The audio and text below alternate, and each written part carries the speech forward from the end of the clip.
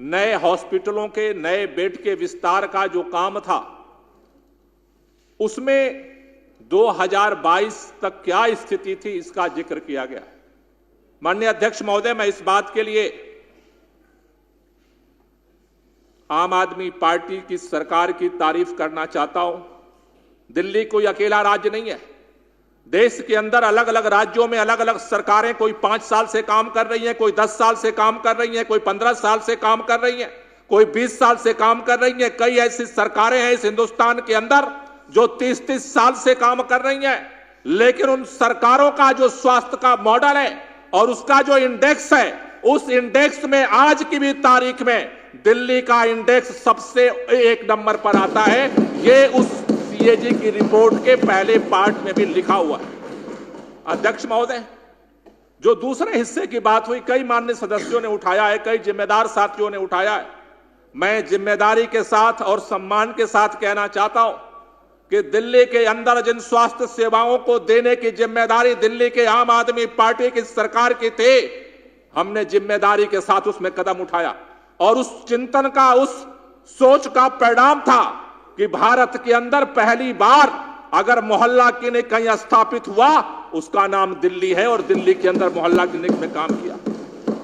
लेकिन अध्यक्ष महोदय, किस तरह से काउंटर पे कर्मचारी कम हुए, किस तरह से एक एक हॉस्पिटल के अंदर एक डाटा एंट्री ऑपरेटर की भर्ती के लिए हमने संघर्ष करना पड़ा।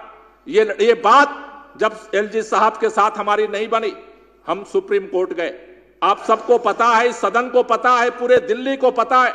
सुप्रीम कोर्ट ने इसको लेकर के सुनवाई की। 2 साल तक सुनवाई चली कि दिल्ली के चुनी हुई सरकार को भर्ती करने का अधिकार होना चाहिए। सर्वोच्च न्यायालय ने संविधान पीठ के 5 सदस्यों का गठन किया और संविधान पीठ ने यह फैसला किया कि दिल्ली के अंदर लैंड एंड बिल्डिंग, लैंड को छोड़ करके, पब्लिक ऑर्डर को छोड़ करके और पुलिस को छोड़ करके दिल्ली के चुनी हुई सरकार को निर्णय लेने का अधिकार होना चाहिए। दिल्ली के उस सुप्रीम कोर्ट के, सर्वोच्च न्यायालय के संविधान पीठ के फैसले के बावजूद भारतीय जनता पार्टी की केंद्र सरकार ने दिल्ली के साथ सौतेला व्यवहार किया। ऑर्डिनेंस ला करके सुप्रीम कोर्ट के फैसले को पलट दिया गया। भारत के इतिहास में ऐसा कभी नहीं हुआ कि संविधान पीठ फैसला करे और सरकार उसको ऑर्डिनेंस ला करके खत्म कर दे। नया कानून बना दिया गया इस दिल्ली के अंदर कि दिल्ली के अंदर लोग, दिल्ली की चुनी हुई सरकार भर्ती नहीं कर सकती है। अध्यक्ष महोदय, मैं आपसे माध्यम से कहना चाहता हूं, दिल्ली के अंदर आज जो इस सीएजी रिपोर्ट में कर्मचारियों के, वहां पर अधिकारियों की जो डेफिशिएंसी है, इसके लिए सीधे भारतीय जनता पार्टी की केंद्र सरकार का वो कानून जिम्मेदार है। मैं पूछना चाहता हूं कि आखिर चुने हुई सरकार से यह अधिकार क्यों छीना गया? मैं पूछना चाहता हूं, आखिर दिल्ली के चुने हुए लोगों से अधिकार यह क्यों छीना गया? इसका जवाब केंद्र सरकार को देना पड़ेगा। मैं अध्यक्ष महोदय, मैं आपके माध्यम से कहना चाहता हूं, दिल्ली के अंदर नए अस्पतालों की बात हो रही थी। 2022 की रिपोर्ट है इस पटल के अंदर। 2022 के बाद से लगातार सरकार ने काम किया। मैं आपको बताना चाहता हूं,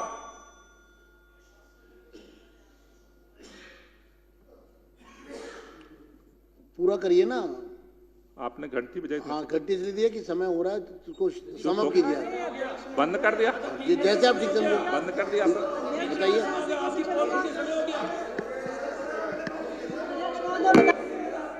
नहीं बोलना आपको नहीं बोलना गोपाल राय जी।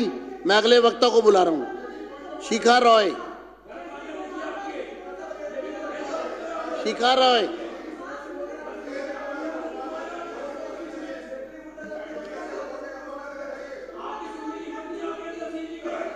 शिखा रॉय। अध्यक्ष जी, बैठ जाइए मैडम।